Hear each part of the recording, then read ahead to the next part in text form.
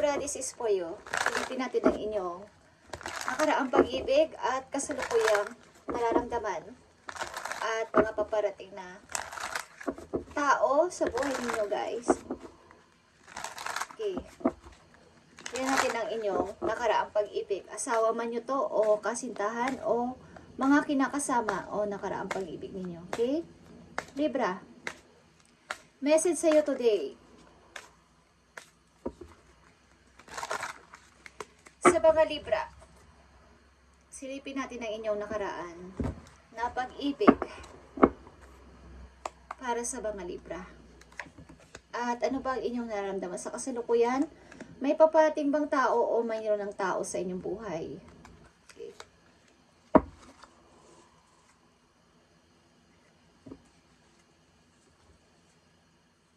Tingnan natin, Libra. Eight of Swords. Okay, naka-stuck kayo sa nakaraan yung pag-ibig sa hindi na magandang relasyon. Pinipilit kayo ng tao na to na huwag maging independent o mawala ang tiwala sa iyo sarili. Kinulong kayo sa kasinungalingan o sa mga hindi ko alam kung kayo nasasaktan physical, but nasasaktan kayo dahil kayo ay pinipigilan sa anumang bagay na gusto ninyong mangyari o gawin. Okay. At nandito ang The High Priestess.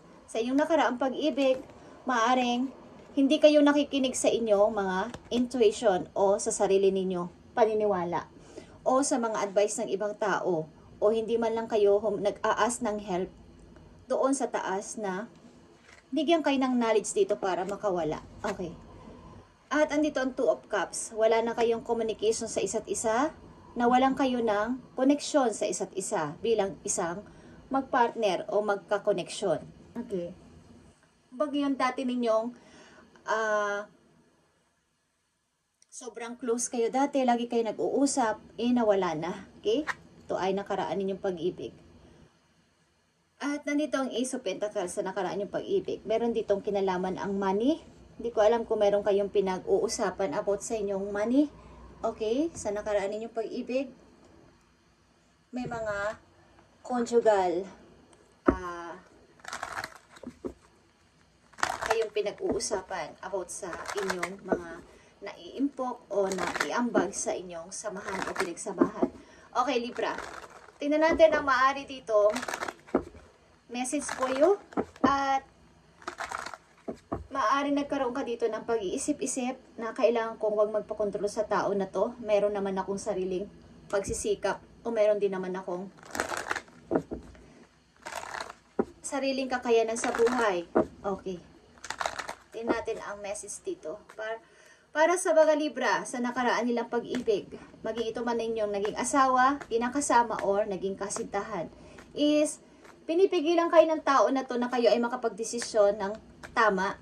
Pinipigilan kayo ng tao na to na kayo ay makapaggawa ng anumang klaseng desisyon o makapagsalita. Okay, at hindi kayo nakikinig sa sinasabi ng inyong isip na kailangan ko na tong iwan o kailangan ko na tong bitiwan. Pero dumating na yung time siguro na kayo ay hindi na talaga nag-uusap at nagkaroon na ng usapan about dito sa inyong mga ari-arian. Okay. Tingnan natin ang message dito for you sa nakaraan.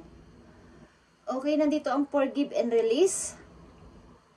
Maaring kailangan dito ng pagpo-forgive at i-release na ng tuluyan ang tao na to na nanakit sa inyong buhay sa nakaraan. Libra, isa pang message dito. Nandito ang be present is kung kayo ay nakaligtas na dito at nakawala na sa pag-ibig na to ay be present sa kasalukuyan. Maaring ilang dito na mga Libra ay nasa pag-ibig na at maging ituring nyo na yung ngayon ay ngayon na. Huwag na kayong lumingon pa o tumingin pa sa dati nyong nakaraang pag-ibig at inihahambing nyo ang tao na to sa kanya o kinukumpare ninyo ang dati ninyong pag-ibig dito sa inyong kasalukuyan. Okay. Message for Libra. Payo man to o maaari ninyong gawin sa inyong kasalukuyan. I need message for Libra. Okay, nandito ang the ocean. The ocean, Libra. The deep blue sea. speaks to your soul. Okay? Healing and soothing you.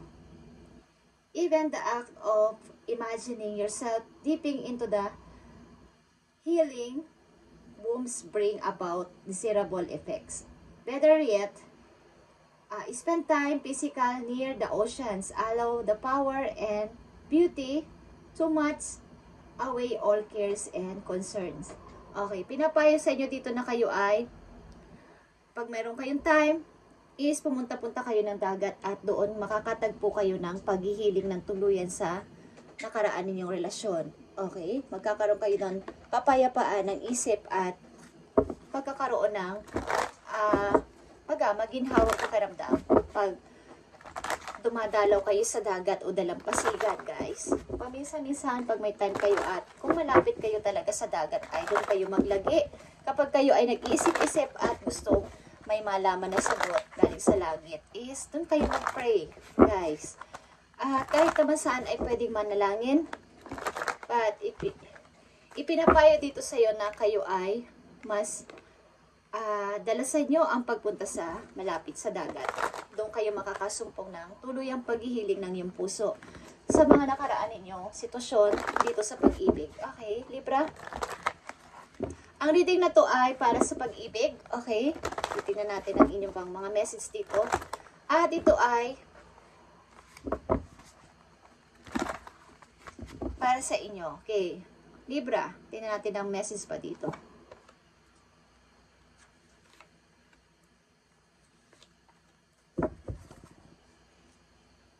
Ginugugol ninyo ang oras nyo sa pagtatrabaho, sa kasalukuyan. Okay. After nito, natuto siguro kayo sa mga nangyari sa inyo at handa na kayo sa mga anumang pagsubok o paparating na mga new adventures sa inyong buhay. At dumadating pa din yung time na kayo talaga ay nadadown at nag-o-overthink dito sa sitwasyon na to sa nakaraan. Okay, hindi ko alam kung tapos na to o tinapos nyo na sapagkat meron na ditong hindi nagkakaunawaan na dalawang person at nagda-down kayo sa sitwasyon na to. At nandito ang Princess of Wands and Prince of Arrows. Mga bata pa siguro kayo, guys. At may kanya-kanya kayong gustong gawin na goal sa buhay at hindi kayo magkaunawaan. Libra, ng person na to, may mga kanya-kanya kayong goal na gustong marating at target pa sa buhay. Kaya nagkaroon ng ganitong klaseng hindi pagkakaintindihan sa inyong relasyon. Okay.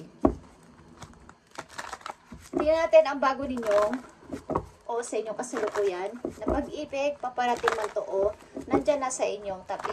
Tingnan natin. Be present sa nangyayari sa kasalukuyan. Libra, about sa pag-ibig. Okay. Tingnan natin. Libra, para sa inyong kasalukuyan. Tingnan natin.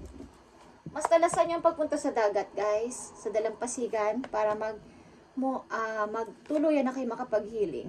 Okay. Sa kasalukuyan, okay, kayo ay may anak na kasama, guys. May anak kayo sa dati yung person. Okay, Libra, nandito ang engagement. Sa kasalukuyan, ang mga Libra nandito sa reading ay engaged na o mag-high level ng inyong commitment ng tao na to na inyong karelasyon. So, be present sa bago. Okay? Sa bagong person. At religious factor is here. Mukhang ang tao na to ay nakapagdala sa inyo ng, kumbaga yung inyong spiritual relationship sa Diyos ay mas nag-angat pa o mas nagpatuloy pa nung makilala mo ang person na to. O nagkaroon ka ng spiritual awakening dito na, yeah, ito na yung tamang person for me. Or ang ilan sa inyo Libra na nandito ay may kinalaman ang religion sa inyong pag-ibig ng tao ninyong kakoneksyon ngayon sa kasalukuyan. Okay? Message for Libra sa kanilang pag-ibig. Bigyan mo sila ng tamang advice o paalala sa kanilang pag-ibig. Maaring may connection ang inyong present na kakoneksyon sa inyong religion o may usapin dito may kinalaman sa religions. Okay? Nagkaroon kayo ng mas lalo pang pagtaas ng pananampalataya. Maaring pareho kayong malapit sa Diyos ng iyong kasalukuyang person. At hindi katulad ng sa kabila. Hindi katulad ng na una ninyong minahal. Okay. Is walang takot sa Diyos. Okay, Libra, tingnan natin ang message sa inyo, sa inyong pag-ibig.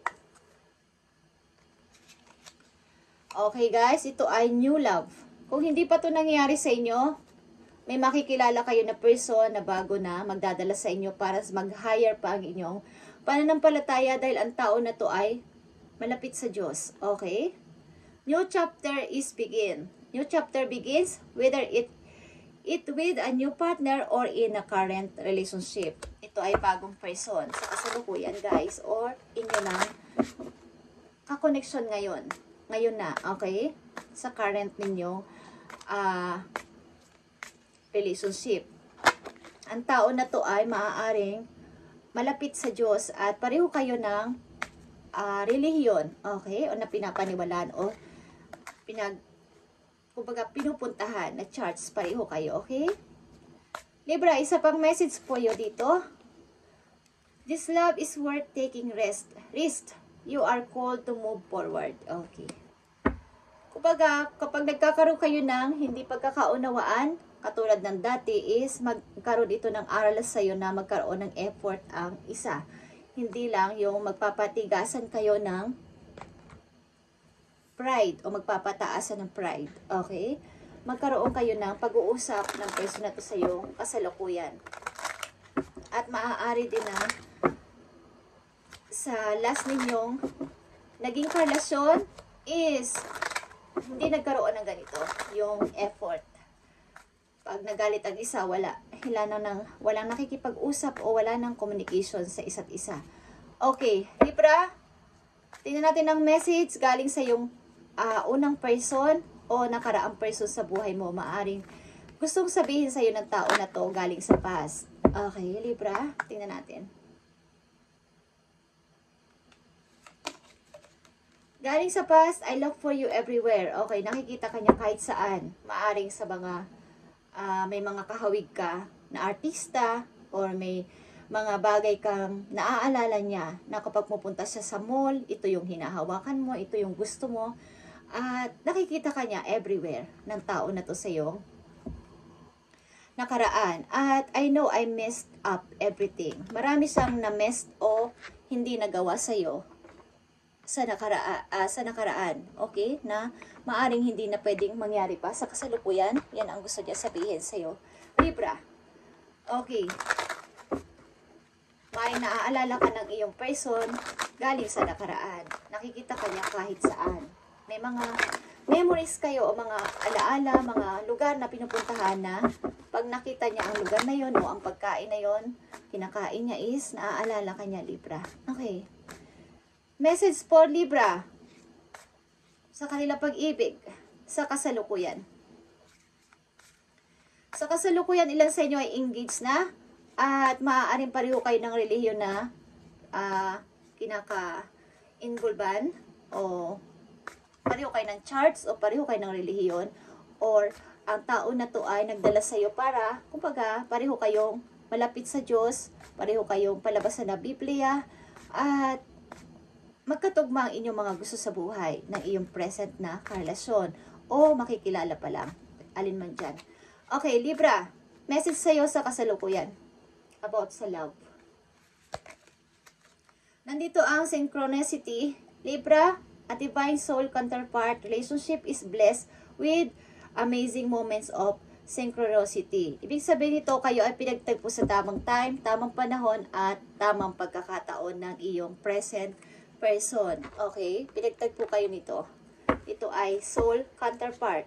Kayo ay ikakasal ng person na to, guys. At ito ay binibless ni God. Binibless ito ng langit na ito yung taong para sa'yo. At nagdadala din sa'yo sa pag-unlad sa spiritual. Okay. Tingnan natin pa ang message sa'yo dito.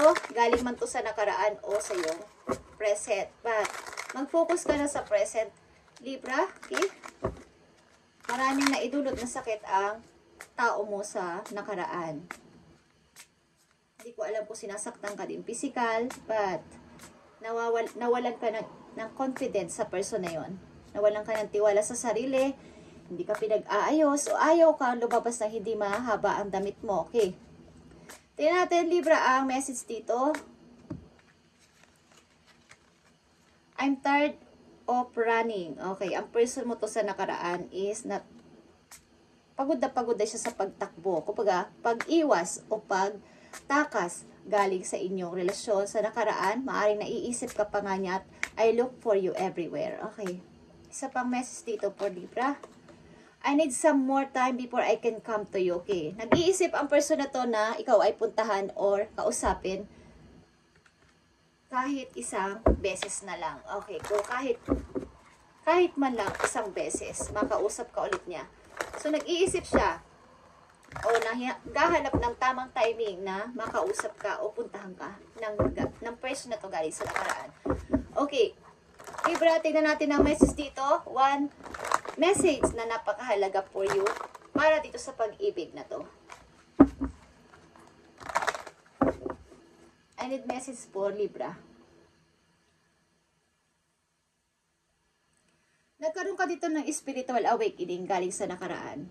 Okay? Nakapag-isip-isip ka na hindi ka dapat pala follow sa tao na to at sunod na lang na sunod sa kanyang mga pagmamanipulate. Okay. Tingnan natin. Libra, napakahalagang message dito. Yeah. Ikaw ay nakatuon ng pansin ngayon sa pag-work, hardworking at takot talaga, maybe sa nakaraan. Takot din na makatanggap ng message galing sa tao na to. Okay, Libra, itong inyong message galing sa nakaraan at papunta sa kasalukuyan ninyong pag-ibig.